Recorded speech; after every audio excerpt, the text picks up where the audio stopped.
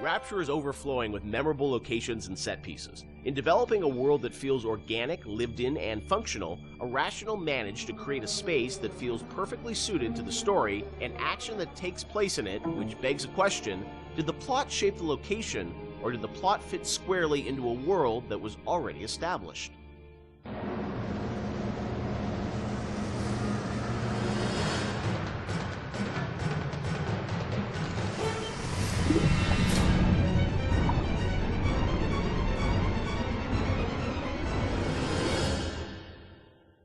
Let's talk about some of the areas in Rapture, because it's an amazing place, but also it feels like there's certain areas that are very well designed and that they have, you know, a very certain aesthetic, and the characters in there, it all kind of comes together.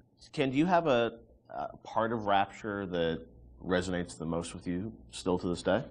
I think the opening is always going to be the most important to me because it's we spent a lot of time there, and it was all for me as a challenge as a narrative guy is sort of how do we set up a very complex series of events and a very complex notion and all this, you know, Andrew, with so much to tell, Big Daddies and Little Sisters and Andrew Ryan and the time period and do that all without cutscenes.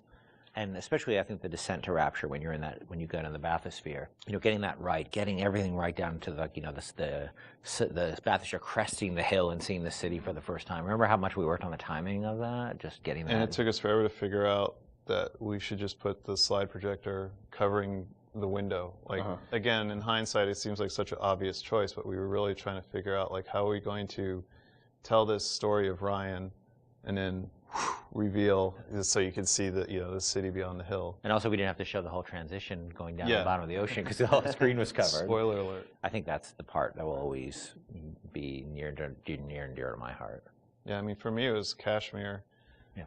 That was one of the first... The restaurant at the beginning. Yeah, the restaurant at the beginning, because it was really like the first art box that we created that was Rapture. I mean, we created spaces before that weren't really hitting the Art Deco look. Scott Sinclair just started, and he built that, designed and built that statue of the Atlas with the world on his shoulders that was in the middle of the room.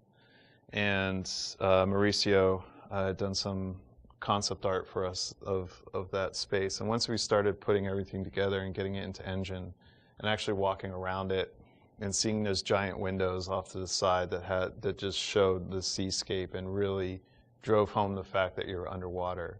It was the first time really all the elements started to come together. And we actually we had built a bunch of stuff, and we actually stepped back and said, we have to just get one room right before we go any further, because we weren't getting it right.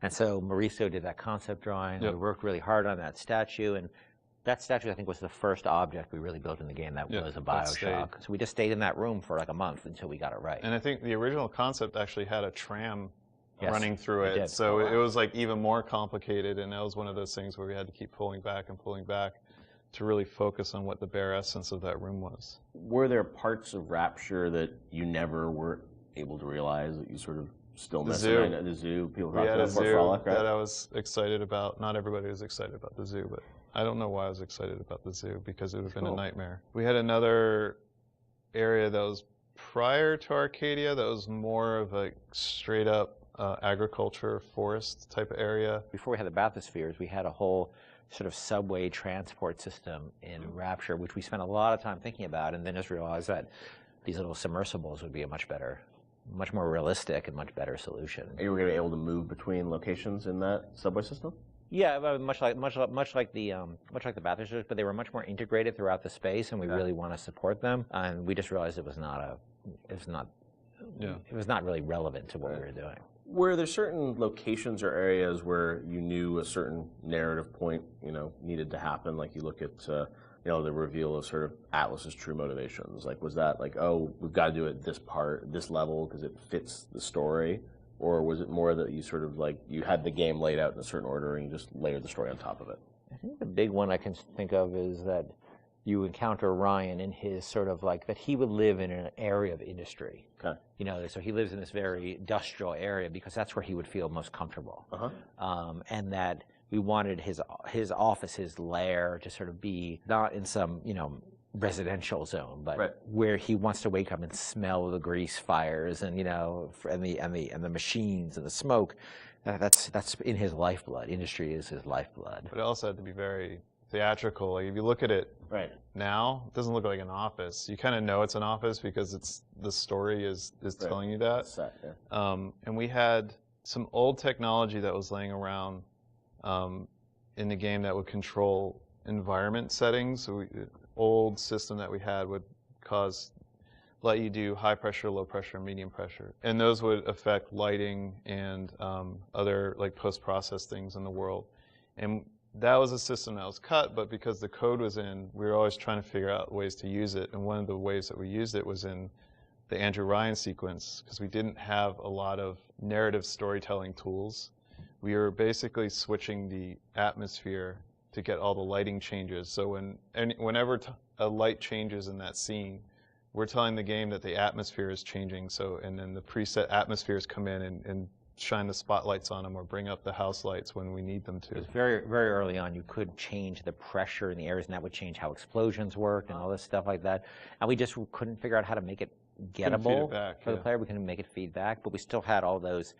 That moved a lot of levers in the game, so we still had the system. So we used it for the sort of theatrical cues of the, very theatrical cues of Ryan appearing, the lights going down where you are, and the lights coming up where he is, because the engine didn't have those tools by default. The assassin has overcome my final defense, and now he's come to murder me. In the end, what separates a man from a slave? Money? Power? No. A man chooses. A slave obeys. And there was a great sense of sort of artistic progression as you went through the game too, and that each level had its own sort of voice. Was that something that a lot of games as they move further in development, it's like, oh, we sort of ran out of time. We can, it's like we're just going to sort of repeat this and change the color palette. It felt like, for the team, it was very defined from early on that you wanted each sort of level, which they were levels back in the day, to feel distinct. Yeah, we had sort of experimented with that back on System Shock 2, back when every Doom level looked pretty much like every other Doom level. Because they were just sort of working on the same set of assets. We decided with our very rudimentary tools in System Shock 2 that we would progress with color, and every deck would feel different from a color standpoint, even though most of that was lighting, or textures, nothing really more. But we had the tools to actually, sort of theme levels. I think a lot of this goes back to, I think my first memory was actually from when I was 1 year old at the Montreal World Expo. Remember when you were 1? Well, I remember being at something at this World's Fair, which I didn't realize, I think was in 1967, when I was 1 year old, a little over 1 year old. Wow. And I was on a theme park ride they had and I remember being at this thing where a big bat flies out of this sort of thing and comes up. I don't know why I was a 1 year old was on this ride. I'm not sure, sort of a haunted housey kind of ride. And I remember loving it. And I think that stuck with me. So the notion of sort of theme parky themes and settings, and Disney World does a great job with this. You can go to Disney World, they theme areas. So themed areas are something that always resonated with me. And Bioshock sort of always has had this notion of feeling of theme in different areas, much more than the real world has. Like you walk from building to building, most of them you can't really tell them apart. You walk from walk from a floor of an office building to another floor. It's not going to look any different, but we always felt that was really important. And there's also, if you look at SWAT 4, saw some early experiments with this, especially like the serial killer's house level in SWAT 4, which is probably one of the most dense levels that we ship, but you were trying to tell a specific story with that. And going straight into Bioshock and using the same exact engine that we're using, and we were very comfortable at that point with how the engine worked and how to art up these rooms, gave us a leg up when we sat down and really thought about what stories are we specifically trying to tell. And one of my favorite anecdotes from this time period is with Sander Cohen. I think it was Nate Wells and Stephen Alexander sat down one night, and they came up with a backstory for every dead body that you find in that space, and then they told that story with the props that they could. Even if it was just like, this guy crawled 3 feet and then shot himself in the head because he was sad about something, they put those marks in, maybe put a picture next to the guy, and then he shot himself. So they really did their homework and tried to add the backstory for everything that you're going to find in that space. I've got Atlas's goons hitting us non-stop and 2 dead mechanics just this week. We need to control costs.